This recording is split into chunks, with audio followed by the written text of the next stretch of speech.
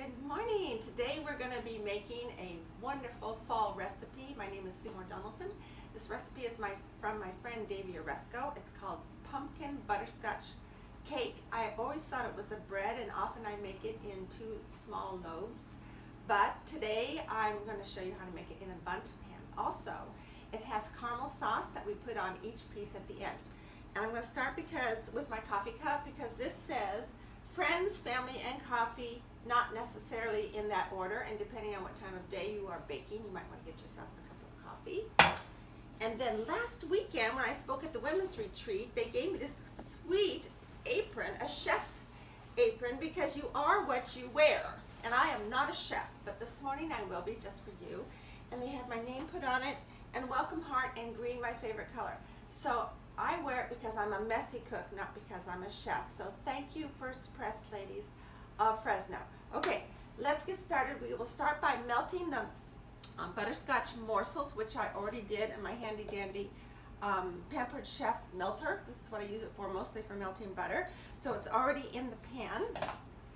And then you combine the dry ingredients in a medium bowl. I have the sugar in there, which is 1 3/4 cups. And now don't worry about the measurements, because I'm going to post this on this Friday's blog, Feast on Friday. Okay, once we have the sugar, then we put the flour, which is 2 cups actually. These are wonderful measuring cups too. Pampered Chef, I have Tupperware and Pampered Chef, 2 cups.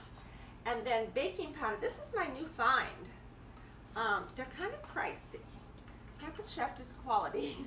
But the neat things about these measuring spoons is that they're narrow. So they actually go in your spice containers. You don't need to worry so much with baking powder. Tablespoon, here we go. But sometimes you do need to worry with spices. The normal little spoon size spoons don't work, but this one does, so that's perfect. And here's your cinnamon. I'll put a little extra because my grandmother always put in extra, and that doesn't hurt anything. And then 1/2 teaspoon of nutmeg. There we go. And salt. And I always use a salt cellar. My mother had one, and I found this at an antique store years ago, and I had to have one. She always kept it to the left of her stove.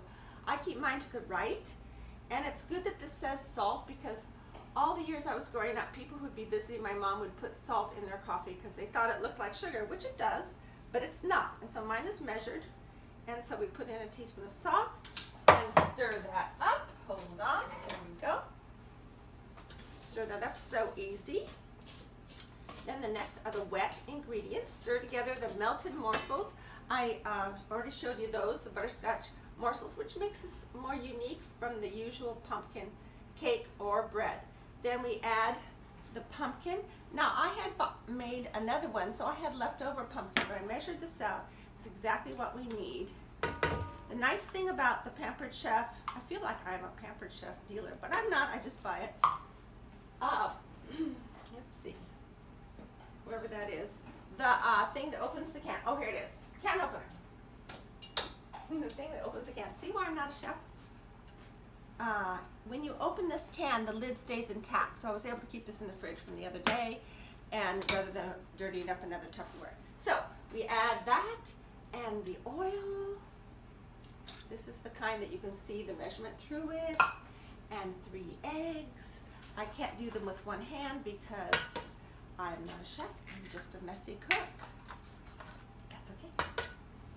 Stir this up good and add this vanilla that some friend brought me from Mexico because it tastes better. So they're always going over the border with the Mexico youth group.